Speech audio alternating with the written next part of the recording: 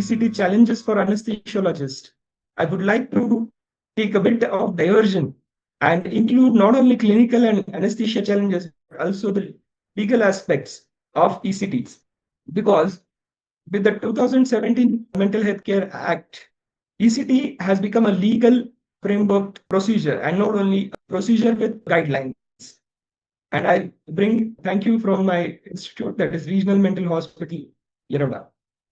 Before we delve into the nitty-gritties of how we go into the ECTs, let's first understand how ECTs came into existence. In 1938, Carletti and Binney gave first human ECTs, which were induced with the use of camphor, and there was no anesthesia. The patients had very turbulent seizures, and there were fractures, dislocations, and morbidities, long-standing. It created the dark era of ECT. They also used insulin to induce seizures in the later period. But the watershed moment came in 1960s when succinylcholine, along with barbiturates, were used for anesthesia induction, along with the electroconvulsive therapy. And this one change has made a significant change in how we give the electroconvulsive therapy to the patients, because this is called now the modified ECT. Use of anesthesia along with succinylcholine forms the basis for modified ECT, where the patient is completely under control of anesthesia and he is not aware of the seizures which he goes through. 1980s to 2000s gave evidence-based outcomes, and today the precision era has ultra-brief pulse ECTs, which gives the seizures for a very brief duration. Also, the current which goes into the patient is quite brief and not going to cause major harm to the patient. So, because of the 1930s and 1940s era, there was created a social stigma which still exists, and people feel that ECT is a punishment, torture. The patient is awake and in agony. The results will be severe brain damage, and it will be used against patient's will. And all this was fueled by one movie in 1975, which was One Flew Over the Cuckoo's Nest. But the truth is far from that. And the ECT is administered under general anesthesia with patient fully paralyzed. He does not have any memory of the event. No structural brain damage happens because of the ultra-brief pulse ECTs. And now there is a strict informed consent required with the Mental Health Care Act 2017. Also, what the most important part about the ECTs, it is the fastest acting antidepressant available and 70 to 80% response rate in refractory cases. So before we go into understanding the anesthesiology, we must need to understand why the psychiatrist wants to give ECT to the patient, because it is a life-saving procedure and not a last resort. The indications of severe suicidality, catatonia, refractory major depressive disorder, severe mania. The patient comes in and he may be tied, his hands may be tied, he might have burnt his home, he might have created a murder of his brother. There are n number of cases and n number of stories which are in front of our eyes day to day. And these patients do not respond to the medical therapy even after 2-3 weeks of therapy. The response rate for pharmacotherapy is around 40 to 60%, but to the ECT, it is 70 to 80%. The onset of clinical action starts within 1 to 2 weeks, or in some catatonic patients, it starts after the first therapy itself. It bridges the gap when drugs take 4 to 6 weeks. It acts by increasing the brain-derived neurotropic factor, hippocampal neurogenesis, and glutamate modulation. Along with it helps in resetting the brain. It is preferred in pregnancy, elderly, and medically fragile patients who may not tolerate this high dosage of psychiatric medications.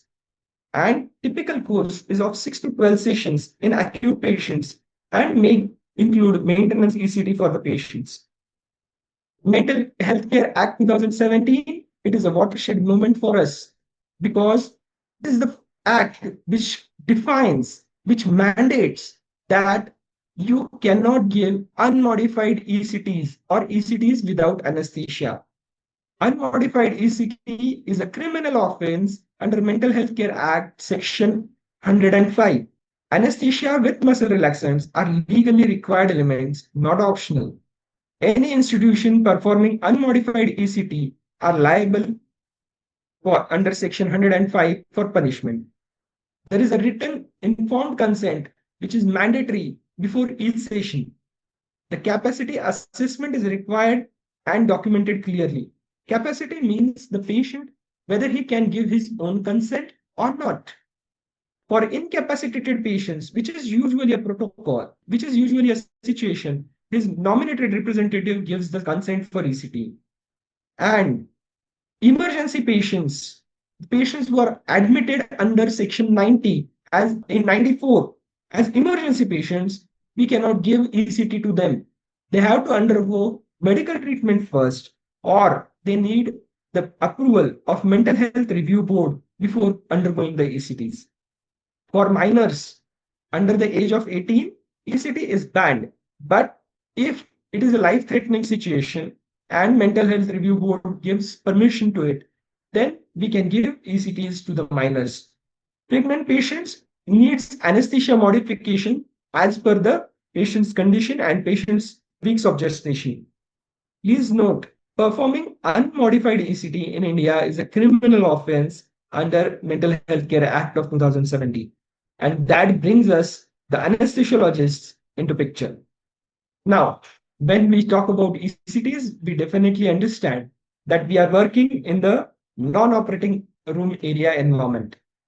Even though we are working in a neuro environment, we have to replicate the operating room inside the ECT room, where we need to have piped oxygen and vacuum cylinders, which have to be verified before we take the first patient for the ECT.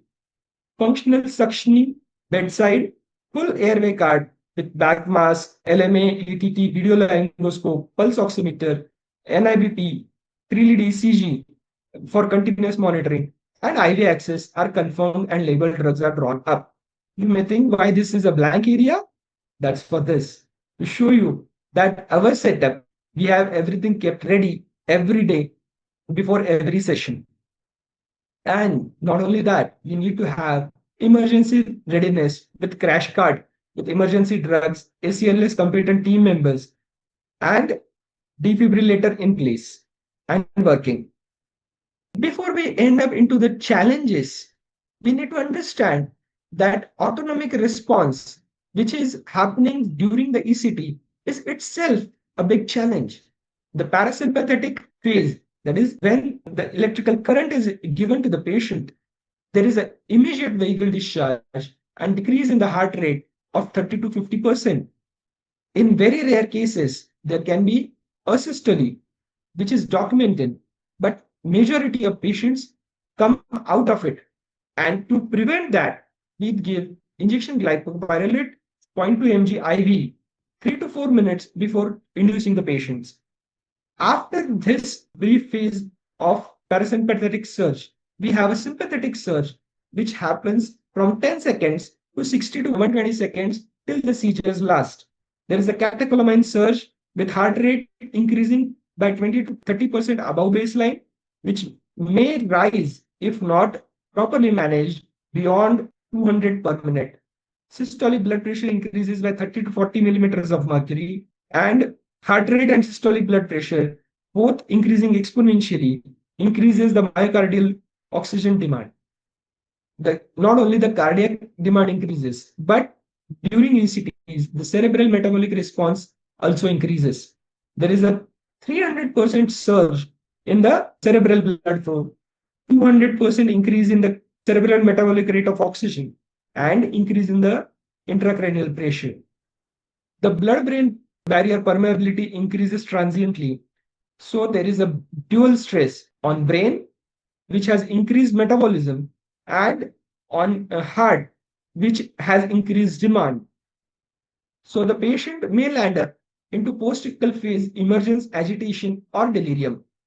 After understanding that what can be the physiological effects, we need to look for the preoperative workup and risk stratification. Routine preoperative anesthesia workup is as important in ECT as in any other case.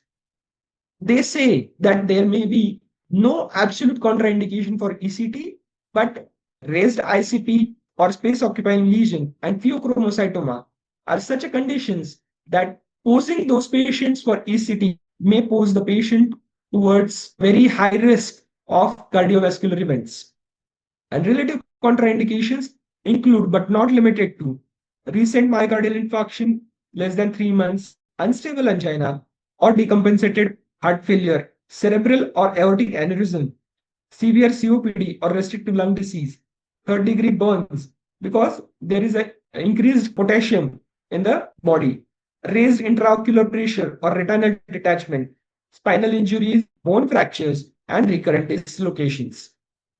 While we assess that whether these conditions exist in the patient or not, we also need to understand that the patient is on neuroleptic therapy and the drugs which the patient is taking may have effect on his seizure threshold and the seizures which he gets. Lithium inhibits plasma cholinesterase, which increases the succinyl duration. So high dose of lithium may prolong the apnea time up to 30 minutes also. The anticonvulsants like valproate and carbamazepine increase the seizure threshold and decrease the therapeutic efficacy. So it is advisable to reduce their dosing or stop altogether. Then anticholinesterases, potential succinylcholine blockade, and the SSRIs are generally considered safe. Theophylline, etophylline, like derifylline, it increases the status epilepticus. So we have to stop before ECTs. And MAOA inhibitors may create hypertensive crisis. At least more than 6 hours of solids nil by mouth is mandatory, and 2 hours for clear liquids is required. While we are stratifying the risk, I would like to also focus on the challenges which we face day to day. So obese patients may be suffering from OSA. So for those patients, we give prime positions as we can see here and use airway in place of bite block. For the patients who are highly excited, who do not want to come for the ECT and they feel that we are going to do some harm to them, securing an IV access becomes really difficult. So counseling of those patients or if required physical restraint are common scenario in our ECT room. For some patients, we give injection Serenase, that is haloperidol and Phenergan before ECT, around 1 hour before ECT, so to calm them, and then we take the patients to the ECT. The injection lorazepam may also help in calming the patient, but it is usually avoided because it increases the seizure threshold. In our setup, the patients have their dinner early in the evening at around 7:30 p.m. and they have a prolonged NBM. Even if we start the ECT by 9 a.m., they have around 14 to 15 hours of NBM. So there is a problem of hypotension and tachycardia, which we face regularly. So to tackle that, we give ORS or water, that is clear liquid, to drink at 6 a.m. in the morning to the patients, and starting the ECTs by 9 a.m., their NBM guidelines are met. For pre-medication and induction agents, we are all aware that glycopyrrolate, which helps in blunting the phase 1, is forming the cornerstone. It is preferred over atropine. Methotrexate, even though considered gold standard for ECTs, because there is a minimal seizure suppression, but it is no longer available in many countries, including India. So the preferred agent currently is propofol. Thiopentone, we also use thiopentone for a long duration in our setup. And recently we have switched to propofol, which has superior hemodynamics, antiemetic effect. It reduces seizure duration by 35 to 40%. But since it helps in superior hemodynamic control, the seizure suppression is tolerated. It is a first-line drug in coronary artery disease and hypertensive patients. Also, it blunts the sympathetic surge intrinsically. Ketamine can be used in ECT, but Usually, if at all it has to be used in patients who are having low blood pressure or compromised status, then we use it in combination with propofol and not alone, because it poses a risk of increasing the high hemodynamic instability along with creating problems in the psychiatric mental status of the patients also. For excited patients, ketamine is usually avoided. Muscle relaxation and airway management. Succinylcholine forms the cornerstone of treatment with 0.5 mg per kg dose as a standard dose. If succinylcholine is contraindicated, like in hyperkalemia, burns, denervation, and myopathy, the alternative with the availability of sugammadex, rocuronium with sugammadex has become very useful. The ventilation technique, we do not intubate the patients routinely. Bag mask ventilation forms the important step. Before we go for inducing the seizures, we hyperventilate the patient pre-stimulus so that the target POCO2 of 30 to 35 mm of Hg is met, which decreases the seizure threshold and increases the duration of seizures, which is therapeutic. LMA, if there is an increased aspiration risk, can be used. Now coming to the complications and management of thresholds. The hemodynamic target is heart rate increase, which is less than 20% of the baseline, systolic BP less than 160 mm of Hg, and SpO2 more than 90%. The therapeutic requirement of seizures is 25 to 50 seconds. Seizures lasting more than 120 seconds, we need to terminate actively with injection midazolam and injection propofol. I would like to share a case here. One patient of ours continued to have seizures, not the active GTCS, but focal seizures beyond 120 seconds. And we had to give the boluses of midazolam in the range of 7 to 8 milligrams. The acute rescue drugs for tachycardia or hypertension is esmolol, and for bradycardia is atropine. For prolonged seizures, midazolam is definitely a first-line drug. For arrhythmias like VPCs, SVTs, amiodarone or loxicard can be used. For the risk of aspiration in obese patients, use of LMA or airway is warranted. And for the patients who are having emergence delirium, like the patients who do not respond properly or who may violently throw their arms around, we need to orient them, reassure them, and low dose of 1 mg midazolam can help them calm down. I would like to present a case here. 68 years male with severe major depressive disorder with active suicidality. He had failed 3 antidepressant trials with systolic BP of 145 to 165 mm of Fg. He had stable angina, stress test done 18 months ago, and his 2D echo showed ejection fraction of around 50 to 55%. He was on amlodipine acetylopram with intact dentition and Malampatti class 2. The primary risk factors were sympathetic surge, baseline hypertension, and even though amlodipine was there, it masks only vasospastic component and not the tachycardia. So pre-procedure, we have to avoid ketamine, preload with esmolol for phase 2 blunting. Propofol is the preferred agent, and 12-lead ECG pre and post procedure. Though even it is recommended for first 3 sessions, we continued it for the complete set of 6 sessions.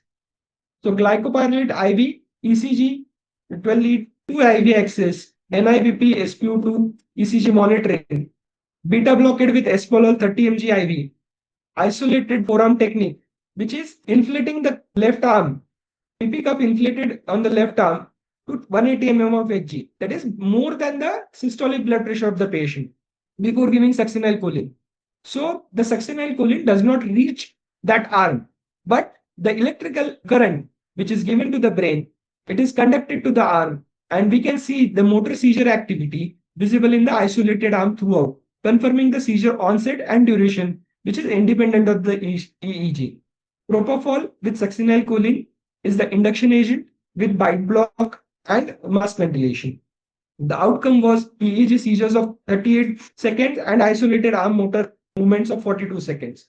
Peak heart rate of 95 to 100 beats per minute and systolic BP of 150 mm of Hg was maintained, and 98% saturation was maintained. So controlled response was achieved, no ischemic changes, and patients suitable for continued ECT course. In summary, I would like to say that the stigma is decreasing And we are also in position to help the patients and their relatives understand that they need not worry. The patient will not feel any pain or anything, and he can calmly, composedly go under the procedure. The Mental Health Care Act of 2017 mandates that only modified ECTs need to be given, and propofol plus esmolol, along with succinylcholine, are really helpful in conducting the controlled ECTs. We have to protect the brain with EEG. Quality is more important than duration. Shield the heart. We have to control the systolic blood pressure and heart rate. The act has legalized the care, and we have to give precision in minutes. We have to be prepared beforehand and not find the solutions later. These are my references, and I thank you all for your patient listening.